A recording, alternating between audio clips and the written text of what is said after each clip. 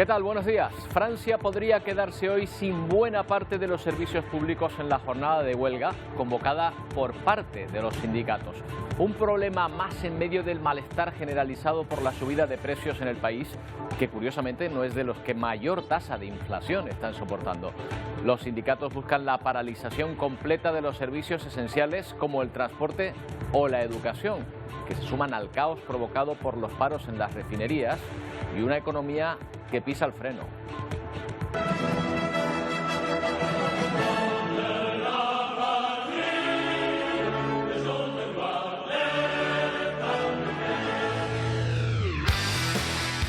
Los paros van a afectar notablemente la vida de un país donde el sector público tiene un peso muy grande y el temor de que las protestas se extiendan, como ocurriera con las movilizaciones de los chalecos amarillos, que sacudieron Francia hace 4 años. Pero ni siquiera todos los sindicatos van al unísono. El de mayor representación se desgaja de la convocatoria en una situación, eso sí, de gran descontento por el desabastecimiento de combustible provocada por la huelga de refinerías.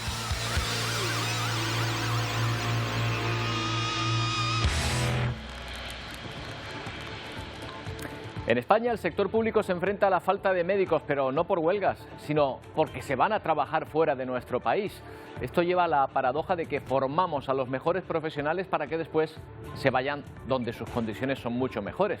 El problema es generalizado, faltan especialistas, pero los servicios de atención primaria también se ven desasistidos a las puertas de la jubilación de unos 6.000 profesionales en un periodo corto de tiempo. Sin profesionales el sistema se dirige al colapso, veremos por qué. Y fíjense en esta imagen que les vamos a mostrar, en la que varios soldados y policías ucranianos disparan al aire. ¿Saben a qué están disparando? A los drones suicidas que han atacado la capital ucraniana en los últimos días. Llegan como un enjambre y se lanzan sobre sus objetivos sin que las defensas antiaéreas dispuestas para derribar misiles, no pequeños drones, puedan pararlos. Los expertos aseguran que son de fabricación iraní, pero Irán lo niega. ¿Quién miente? Seguida lo veremos. Comenzamos en Madrid, en primer lugar, donde el Consejo de Ministros prevé aprobar el nuevo paquete de medidas para que los consumidores paguen menos por su factura. Silvia Mascareño, ¿qué medidas va a tomar el Gobierno? ¿A cuántas personas se supone que alcanzará? Pues según el Gobierno, este nuevo paquete de medidas ayudará al 40% de los hogares españoles a luchar contra la pobreza energética. Y entre otras medidas incluye una nueva tarifa para aquellas comunidades de propietarios con calefacción central, refuerzo del bono social térmico y eléctrico y rebajas de hasta el 40% en la factura de la luz para aquellos hogares con menos ingresos. Por ejemplo, personas solas que no lleguen a 16.000 euros al año o familias que no lleguen a los 28.000. Pero todos los detalles los dará la propia ministra Teresa Rivera en esa rueda de prensa posterior al Consejo de Ministros prevista para las 12 de la tarde. Bueno, esto es nuestro país, pero hoy también la Comisión Europea va a presentar sus propias propuestas para hacer frente al aumento del precio del gas e intentar también abaratar la factura de hogares y empresas. Las medidas serán explicadas hoy por Ursula von der Leyen, la presidenta de la Comisión. Se prevé que se centren en impulsar compras conjuntas de gas, aumentar el ahorro, mayor cooperación entre socios o limitar el precio del gas a corto plazo. Por cierto, Silvia, esta tarde nuevo enfrentamiento dialéctico en el Senado entre el presidente del Gobierno y el jefe de la oposición. Sí, justo cuando termine el Consejo de Ministros, a las 3 de la tarde hora canaria, comparece Sánchez para explicar ese nuevo paquete de medidas para luchar contra la pobreza energética. Pueden intervenir todos los grupos parlamentarios, pero sin duda el foco va a estar puesto en ese nuevo cara a cara entre el presidente y el líder de la oposición. Un nuevo cara a cara después del que vivimos hace apenas un mes en septiembre, pero esta vez marcado por ese barómetro del CIS que ayer recogía una remontada del Partido Socialista. Según la encuesta, hoy, si se celebraran las elecciones, las ganaría el PSOE, pero también por las nuevas negociaciones para intentar renovar, un último intento para intentar renovar el órgano de gobierno de los jueces, el Consejo General del Poder Judicial. Las previsiones no son halagüeñas en lo económico. Hace solo unos minutos una comparecencia previa a la tramitación de los presupuestos ha hablado la responsable de la Autoridad Independiente de Responsabilidad Fiscal, lo que conocemos como AIREF. En su opinión, la inflación va a subir el año que viene un 5% si no se toman otras medidas. Ojo, un 5% sobre el 10% de este año. También ha puesto en duda las previsiones del Gobierno para elaborar los presupuestos generales del próximo año. 2023 va a ser un año de mucha incertidumbre, de mucha incertidumbre, porque no sabemos cómo va a evolucionar la economía, no sabemos cómo va a evolucionar la inflación, no sabemos cómo va a evolucionar el tipo de cambio, no sabemos cómo va a evolucionar la no incorpora medidas que no son medidas aisladas, es un paquete de medidas que desde luego tiene un importe suficiente como para desvirtuar la calidad del presupuesto. Parte de unas previsiones de cierre de ingresos del ejercicio 2022 que no son realistas. La política fiscal precisamente está a punto de tumbar la nueva primera ministra, que no solo ha despedido a su ministro de Economía, ha dejado la libra bajo mínimos y ha dado marcha atrás a su plan de drásticas reducciones de impuestos, sino que además ha pedido perdón públicamente por sus errores, en plena entrevista en la BBC, y no lleva ni 2 meses en el cargo. We have made mistakes. I'm sorry for those mistakes. Fue directa a la hora de disculparse por sus errores, pero también durante la entrevista dijo claramente que los arregló rápido y que no va a dimitir. Unas declaraciones a la BBC justo el día en que el nuevo ministro de Finanzas deshizo todas las medidas de su polémica política fiscal. So I've decided that the basic rate of income tax will remain at 20%. He decidido que la tasa básica del impuesto sobre la renta permanecerá en el 20%, dijo Hunt, y lo hará indefinidamente hasta que las circunstancias económicas permitan que se reduzca. Unas medidas que mínimo aseguró se mantendrán hasta abril, mientras en la calle división de opiniones acerca de si Truss debería o no dimitir a menos de 2 meses en el cargo. No es una sorpresa lo que sucede cuando permites que los líderes de los gobiernos sean elegidos por una pequeña minoría de la población nacional. Creo que deberían mantenerla un poco más. En mi opinión, ha tenido un comienzo un poco turbulento. Personalmente no creo que las finanzas del Reino Unido estén mal. No creo que haya mucha diferencia con otros países europeos. Solo necesitamos un liderazgo fuerte y que la gente respalde ese liderazgo en vez de derribarlo cada vez que se equivoca, que es lo clásico que hacemos en el Reino Unido. Ya este martes, los medios británicos en sus portadas vaticinan que Truss podría ser expulsada por su propio partido esta semana. Pues en el Reino Unido seguimos. En Manchester, una protesta en el consulado de ese país acabó con golpes entre los que pedían más democracia al régimen chino, y trabajadores del consulado de aquel país, que salieron a agredir a los manifestantes. No requiere palabras.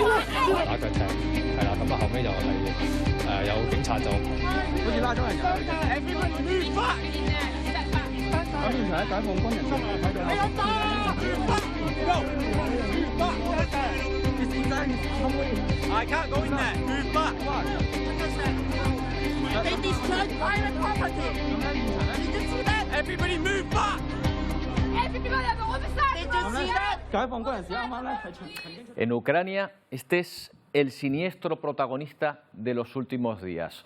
Un dron suicida que en forma de enjambre se dirige sobre la capital, sobre Kiev, atacando diversos objetivos. No solo esta, otras ciudades de Ucrania también que se han visto atacadas y que persiguen destruir importantes infraestructuras energéticas. Los apagones eléctricos ya son frecuentes. Además de misiles, proliferan esos drones como armas de destrucción. Tiros, escopeta en mano, la policía ucraniana dispara al cielo. Intentan derribar el enjambre de drones suicidas iraníes que atacaron este lunes la capital del país. De los 43 lanzados por Rusia, se interceptan 37. Por el suelo quedan esparcidos fragmentos de los dispositivos. En ellos se puede leer claramente por Belgorod, una región rusa fronteriza con Ucrania que ha sufrido los bombardeos ucranianos recientemente. Horas después del masivo ataque que se cobra la vida de al menos 4 personas, los ucranianos protestan frente a la embajada iraní en Kiev. Exigen que Irán deje de vender estos drones a Rusia. Irán apoya el terrorismo vendiendo sus vehículos aéreos no tripulados a la Federación Rusa, asegura este manifestante. La Unión Europea se reúne para discutir si Teherán suministra estos dispositivos a Rusia. De ser así, advierten de nuevas sanciones a Irán. Cualquier uso de estos drones kamikaze iraníes supondría una escalada en el conflicto. Una cosa es no participar y otra es apoyar activamente la guerra con material, afirma el canciller austriaco. Aparentemente los drones iraníes están siendo utilizados. Esta es una atrocidad que debemos abordar. Debemos reaccionar enérgicamente ante eso, asegura el ministro de Relaciones Exteriores danés. El gobierno iraní lo niega. No estamos en ningún lado de la guerra entre Rusia y Ucrania. No hemos exportado ningún arma. Irán se opone a la guerra y a ellos sus intentos de poner fin al enfoque militar, asegura el ministro de Relaciones Exteriores iraní. Pero Estados Unidos asegura que Teherán miente y que ese suministro de drones violaría una resolución del Consejo de Seguridad de la ONU. El portavoz del Departamento de Estado advierte además que se tomarán medidas contra las empresas y países que cooperen con el programa de aviones no tripulados de Irán. Por cierto, que Rusia y Ucrania llevan a cabo un nuevo intercambio de prisioneros. Esta es la noticia positiva del día en esta guerra. Han sido 108 mujeres ucranianas que han sido liberadas en el primer intercambio exclusivamente femenino. A cambio, Moscú pactó la liberación de 80 marineros civiles y 30 militares rusos. Por cierto, que Rusia asegura que habrá que esperar hasta julio del año que viene para terminar la reparación del puente de Crimea, dañado el pasado 8 de octubre tras una explosión provocada. La pasada semana 8 personas serán detenidas por su supuesta participación en este ataque que destruyó parcialmente la instalación. Moscú responsabilizó a Ucrania de dicho ataque, aunque Kiev asegura que nunca lo ha reivindicado.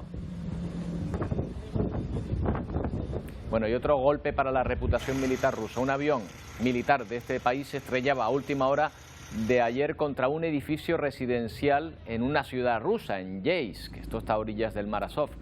Se contabilizan 13 personas fallecidas hasta el momento. Durante las tareas de desescombro se han rescatado a 68 personas más. Según el Ministerio de Defensa ruso, el accidente se produjo por el fallo de uno de los motores del caza que se incendió durante el despegue.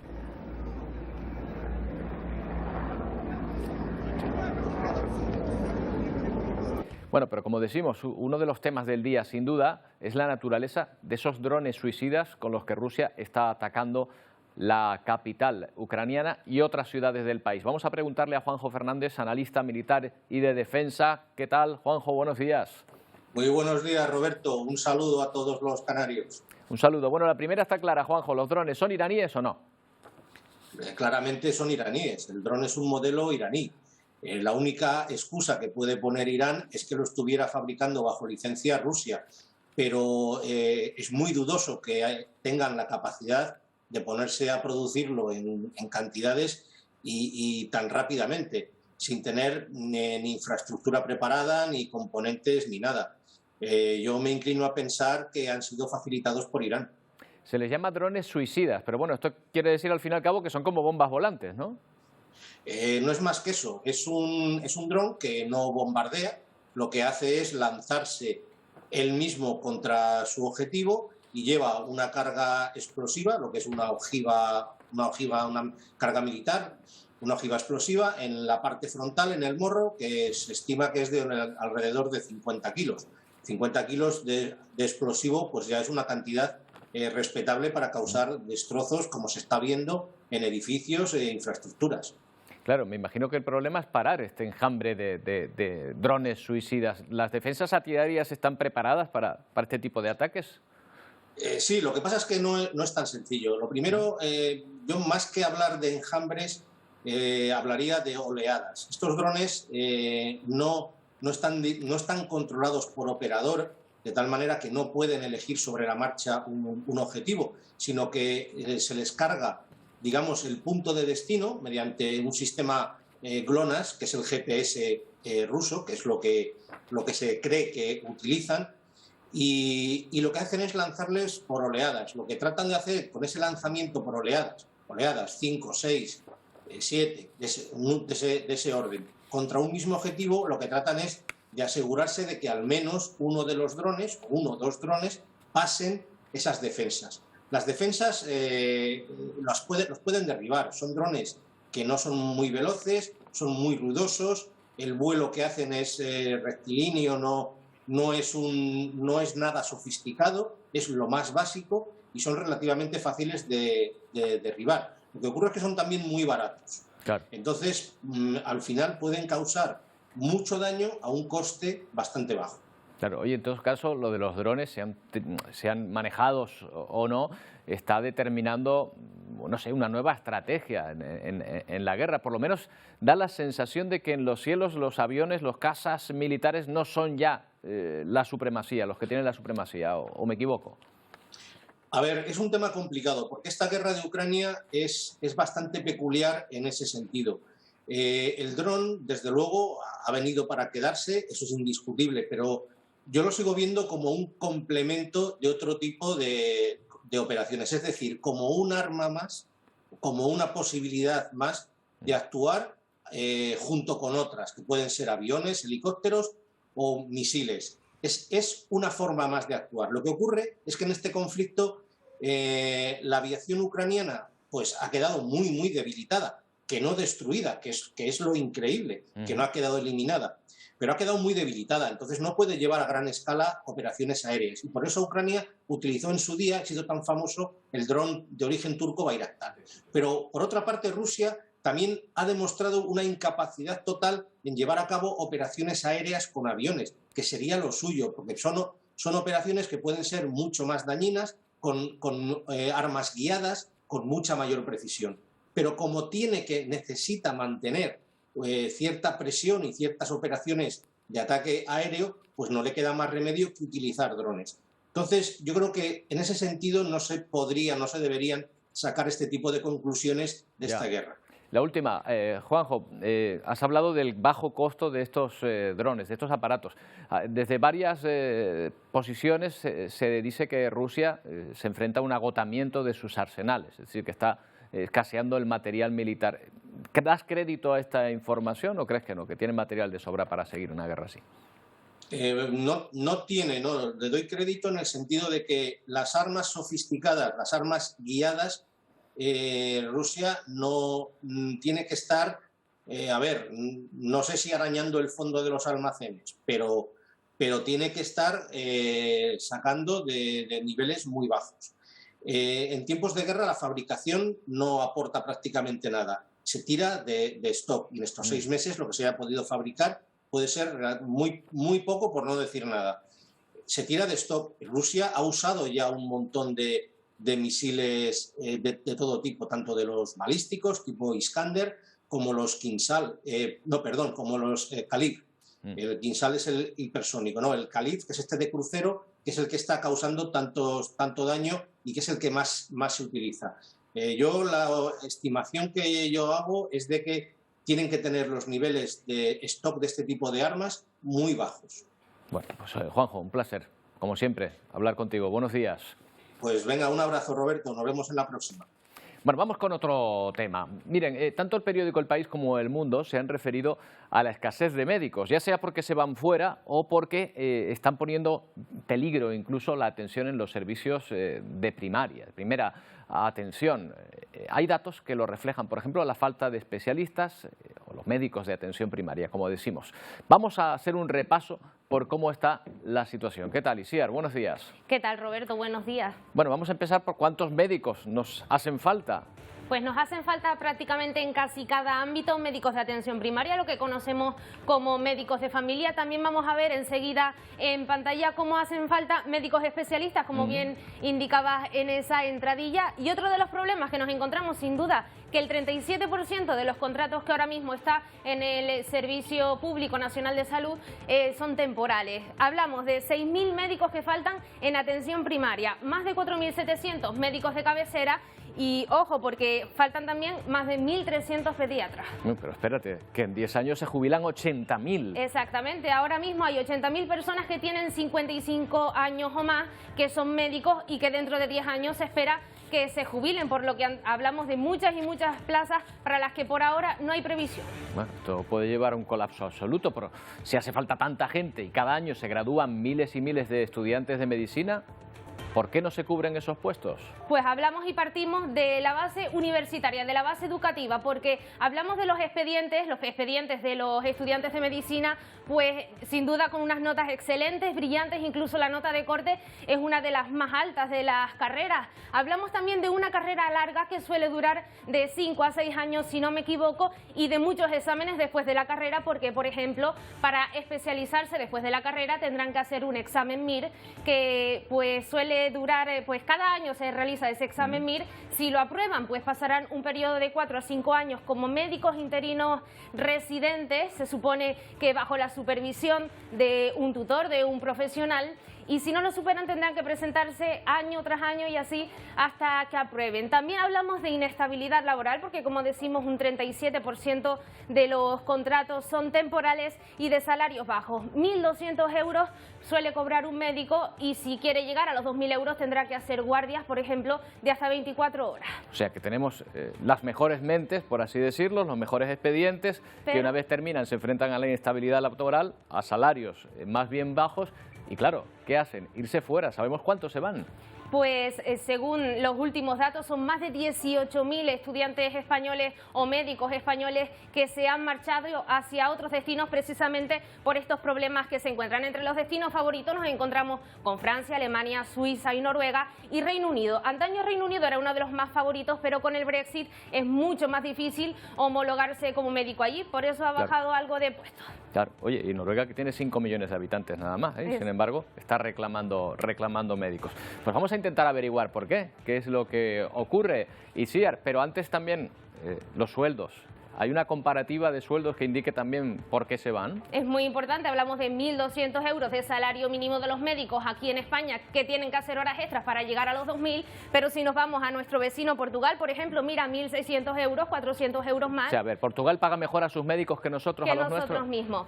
Y luego, por ejemplo, en otros países como Francia, Alemania o Suiza, fíjate, porque van desde los 4.000 a los 6.600 euros. Cabe destacar que Suiza pues tiene un nivel de vida muy alto y que por ello pues el sueldo suele ser mayor, pero como decimos, pues buscan mejores sueldos, mayor estabilidad y sobre todo, Roberto, un mejor trato, por ejemplo, de los pacientes hacia los médicos. Vaya, bueno, pues vamos a preguntar pues precisamente a quien está un poco en la parte de los profesionales que terminan su carrera y tienen que pensar qué hacer, si quedarse aquí o irse fuera. Luciana Nichifor es presidenta del Consejo Estatal de Estudiantes de Medicina. ¿Qué tal, Luciana? Buenos días. Buenos días. Estamos ahora justo en nuestra Asamblea General en Bilbao. Ah, bueno, pues a lo mejor están hablando de este tema. Desde luego, todos los días últimamente. Bueno, Luciana, las plazas de estudiante de medicina tengo entendido que se han ampliado en los últimos años. Bueno, puede que sean aún pocas, pero ha habido más, entonces el embudo no está ahí, ¿no? Bueno, se ha anunciado ya que, aparte del aumento que ha habido gradualmente en los últimos años, ya solo no por el número de aumento de facultades, sino también por el número de estudiantes en sí. Bueno, ya solo eso te anticipa algunas de estas cosas, pues que el embudo está en muchos sitios, ya no existe un único embudo que es al acabar la carrera de egresados. También tenemos un embudo de especialistas que terminan y que, debido a las condiciones geográficas y salariales que no son las adecuadas para ellos, con lo cual tenemos distintos embudos a distintos niveles educativos y profesionales. Claro, por ejemplo, ¿la falta de especialistas responde al mismo problema que la falta de profesionales de atención primaria? No es lo mismo hablar de falta de médicos que de falta de especialistas, que es de lo que tenemos que hablar y que es de lo que el Ministerio nos indica. Lo que tenemos ahora mismo es una falta de especialistas. No es una falta de estudiantes, no es una falta de profesionales, sino de especialistas concretos. Hay especialidades que van a estar en superávit y hay especialidades que van a estar en déficit hasta el año 2035. Aún así, no existe un listado que nos indique exactamente cuántos especialistas van a faltar, porque no existe un listado de profesionales ahora mismo en España. Un gran porcentaje de los estudiantes que se encuentran en esa asamblea donde está usted, según las estadísticas que hemos visto, se va a ir a trabajar fuera de nuestro país. ¿Qué es lo que hace atractivo o tan atractivo irse fuera? A ver, es que los estudiantes ahora mismo ya no solo buscan cumplir esa vocación médica con la que entran a la carrera, sino que también pues intentan cumplir todas otras expectativas que se tienen antes de entrar a la carrera, ya sea tanto condiciones laborales como condiciones profesionales, que no tengas una guardia de 24 horas, que en la mayoría de Europa pues, bueno, no se realizan, son guardias de máximo 12 horas. Ahora mismo en España siguen existiendo estas guardias de 24 horas seguidas y aparte muchas veces se incrementan esas 24 horas, se juntan con la jornada laboral o no se liberan como en otras profesiones que sí que tienen guardias que sí que se liberan en España. Se juntan muchísimos factores, pero sobre todo de precariedad laboral, temporalidad y salarios. Claro, ¿tiene datos sobre si estos profesionales después regresan a nuestro país o ya hacen su vida fuera y la mayoría se quedan ahí? Los únicos datos que tenemos oficiales son esos certificados de idoneidad que repetimos que son los que se emiten desde la Organización Médico Colegial, que son los datos de personas que salen de España y que hay un porcentaje estimado de esos certificados que son los que se supone que se dedican a trabajar fuera y que no vuelven, pero no hay un dato de que nos digan que estos profesionales están volviendo o se quedan allí. Luciana, si la cosa no cambia, con 80.000 médicos a punto de jubilarse en los próximos 10 años, aquí va a haber un colapso, o sea, no se va a poder atender en especialidades, por ejemplo, a toda la demanda que hay, porque no les da tiempo incorporar médicos. ¿Qué cree usted que va a pasar?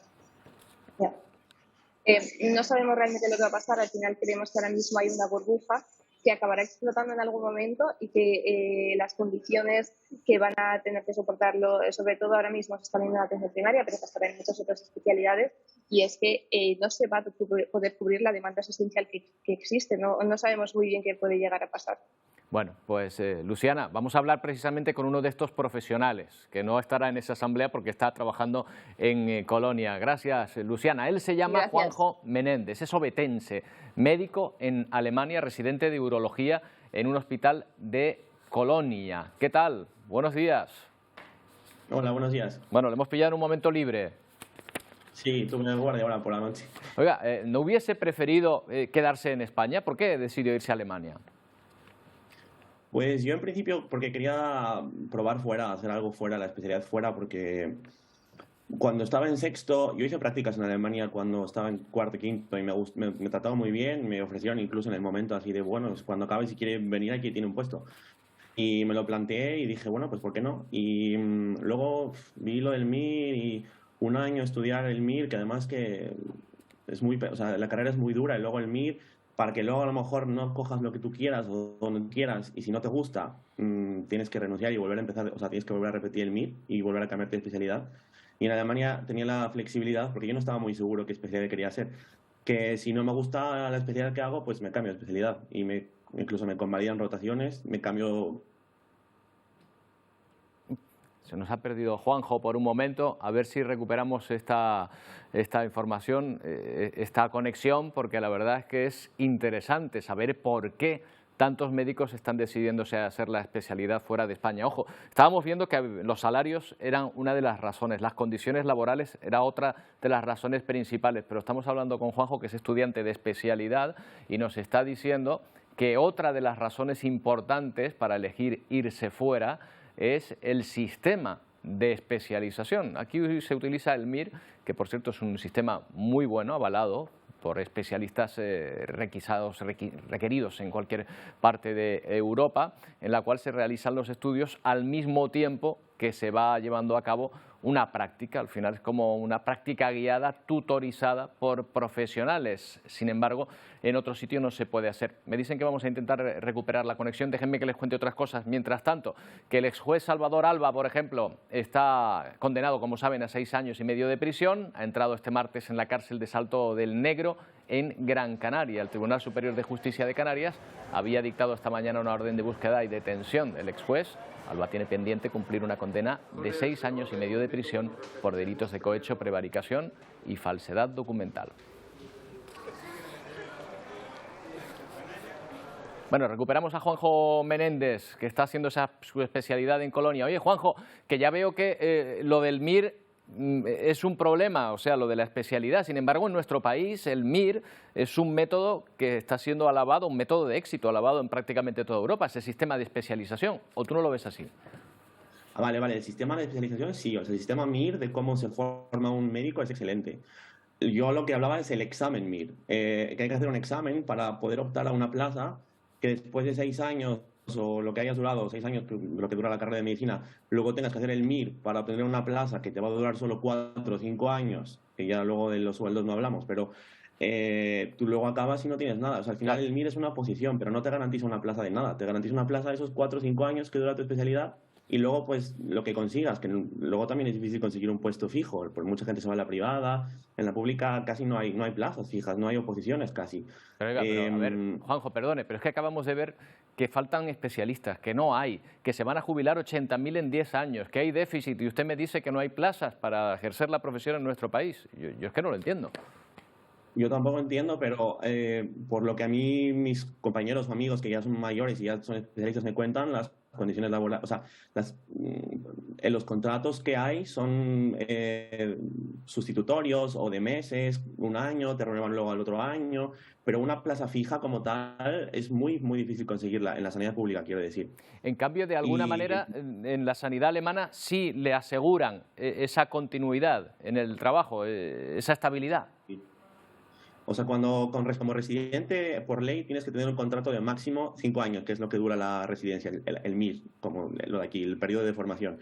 Y cuando tú acabas, eres especialista y pues tienes un contrato indefinido directamente. Siempre hay un periodo de prueba de 6 meses en el cual te pueden echar de un día para otro o tú puedes renunciar si no te gusta.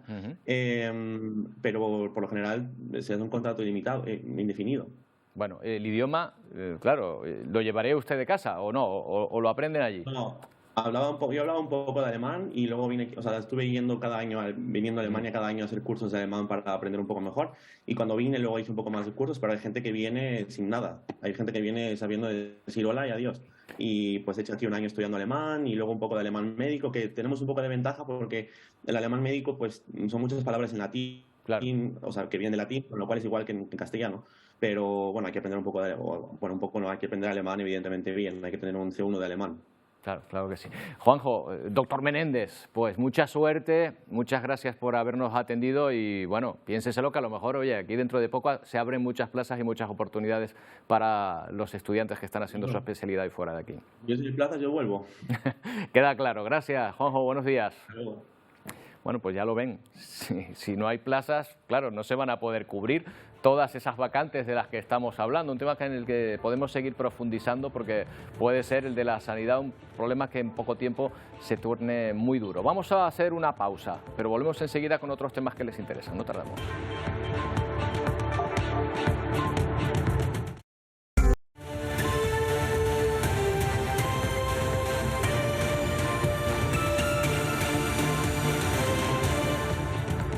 Un cuarto de hora quedan para las 12 del mediodía. Nos fijamos en los inmigrantes venezolanos que estos días llegan a Estados Unidos y se sorprenden al ver la forma en que son deportados de manera inmediata. El anuncio del gobierno de Biden para reducir la llegada irregular de migrantes comienza a tener consecuencias incluso fuera de Estados Unidos. Estos migrantes denuncian tener que andar de nuevo de vuelta y la falta de oportunidades como solicitantes de asilo, por ejemplo. El anuncio de Estados Unidos que limita la entrada de migrantes venezolanos comienza a tener efecto. Este lunes, más de 200 familias que lograron entrar de forma irregular han sido deportadas. Yo digo que lo más lógico era que hubiese dado un previo aviso por lo menos decir para la fecha tal ya no hay paso. Y como Angélica recibe la noticia justo cuando llegan después de caminar semanas y semanas hacia territorio americano. Sin embargo, la gente se viene de la selva pensando que sí iba a pasar y es mentira. Una desilusión después de cruzar la dura y arriesgada selva del Darién. Nos quitaron los bolsos, no nos reciben en los albergues, andamos por la calle. A lo que se suma la falta de comida. A veces que las personas nos ayudan, nos colaboran con algo, mire esto para las niñas y eso, y así hemos estado durante todo este tiempo. Después de esta travesía llena de riesgos, denuncian. Estamos jodidos, no sabemos, nos sacaron sin decir, mira, está deportado. Si nos fueran deportados, que me manden para Venezuela en un avión, yo estuviera tranquilo en Venezuela ya, que me manden para Venezuela, pero nos soltaron aquí en la frontera, ¿qué hacemos? No querer volver por ese complicado camino a pie, y muchos tampoco quieren quedarse en México. No es de que vayamos a recibir venezolanos que llegaron a Estados Unidos y de pronto los manden. Pasan por nuestro territorio y muchos están en nuestro territorio. Solo piden una solución justa, además de reclamar más oportunidades. Todo el drama, el de los migrantes venezolanos que huyen de la situación en su país, y miren cómo les tratan también, por ejemplo, en Guatemala. Enfrentamientos entre venezolanos, también migrantes de otros países que intentan atravesar ese país, Guatemala. Los policías intentaban impedir que entraran desde Honduras y los han despedido de esta manera. Las autoridades han explicado que necesitan tiempo para comprobar que esas personas tienen los pasaportes en regla para continuar su viaje, y que por eso los ha deportado de esta manera tan drástica. Bueno, en Brasil se sigue hablando de la campaña electoral, no deja de estar en el punto de mira por los continuos enfrentamientos entre los dos candidatos que quedan en liza, Lula y Bolsonaro. Esto es lo que sucedía, por ejemplo, el lunes. Un tiroteo que comenzaba justo cuando uno de los candidatos a gobernar Sao Paulo se encontraba en medio de un acto electoral, para que vean cómo está la situación. Bueno, los periodistas que le seguían fueron testigos de ese tiroteo. Murió una persona por los disparos. Las autoridades aún no han encontrado a los responsables.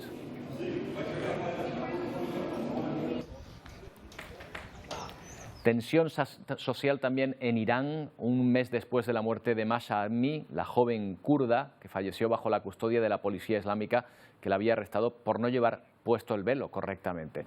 Aunque las protestas por este incidente estén lejos de derrocar el sistema, las muestras de repulsa continúan por todo el mundo. Decenas de iraníes se reunieron cerca del consulado de la República Islámica en Estambul este lunes para conmemorar el primer mes de las protestas por la muerte de Mahsa Amini.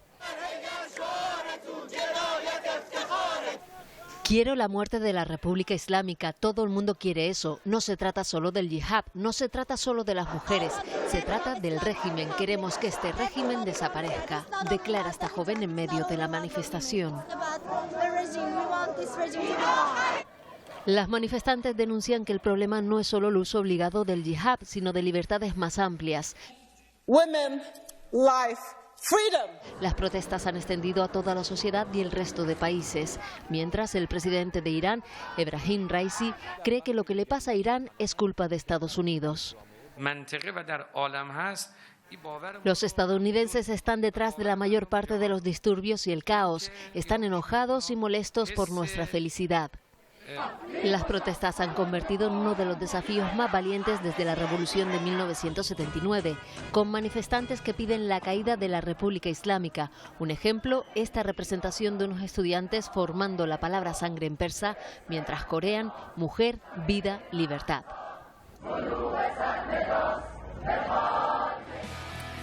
Pues se teme por la vida de esta mujer, se llama Elnaz Rakabi, la escaladora iraní que compitió el pasado sábado sin velo en una prueba en Seúl.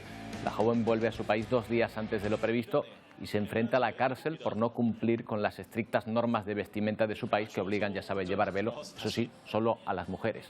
Amigos de la deportista afirman que no han podido hablar con ella desde el día del torneo, que la joven ya había tomado la decisión de reivindicar a las mujeres de esta forma tan valiente hace ya más de un mes.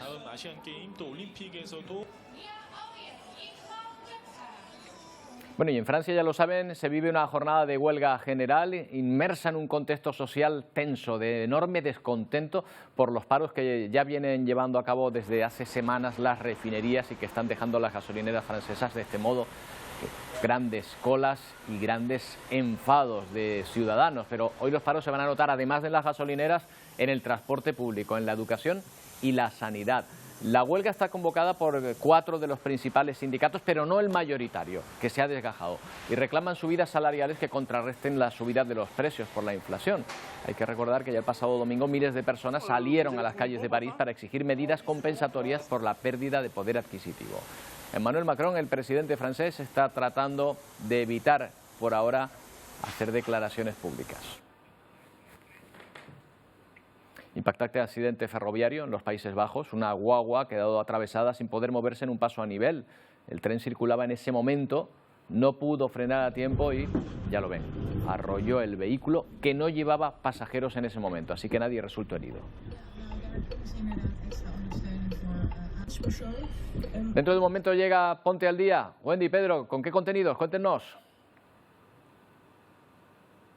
Buenos días. ¿Qué tal? Muy buenas, Roberto. Pues estaremos en directo en la prisión de Salto del Negro, en la isla de Gran Canaria, porque hace tan solo unos minutos ingresaba allí el ex juez Salvador Alba, después de que el Tribunal Superior de Justicia de Canarias dictara un auto de búsqueda y captura para que cumpliese esa condena de 6 años y medio de prisión por prevaricación judicial, cohecho y falsedad de documento oficial. Estaremos allí en directo para contarles todas las novedades de este caso. También estaremos en directo en La Palma, porque varias familias del núcleo de La Bombilla van a poder regresar a sus casas de forma controlada y regulada después de un año de la erupción. Ya saben que en esa zona de la costa de la isla de La Palma todavía existe una alta emanación de gases que pueden ser pues bastante perjudiciales para la salud. Y también prestaremos atención a un dato escalofriante. Más de 300 mayores en Canarias esperan en hospitales a que les recojan sus familiares. Están ocupando camas de esos hospitales canarios porque sus familiares o no pueden hacerse cargo de ellos o literalmente les han abandonado. Hablaremos de todo ello con el psicólogo Leocadio Martín y también abordaremos la soledad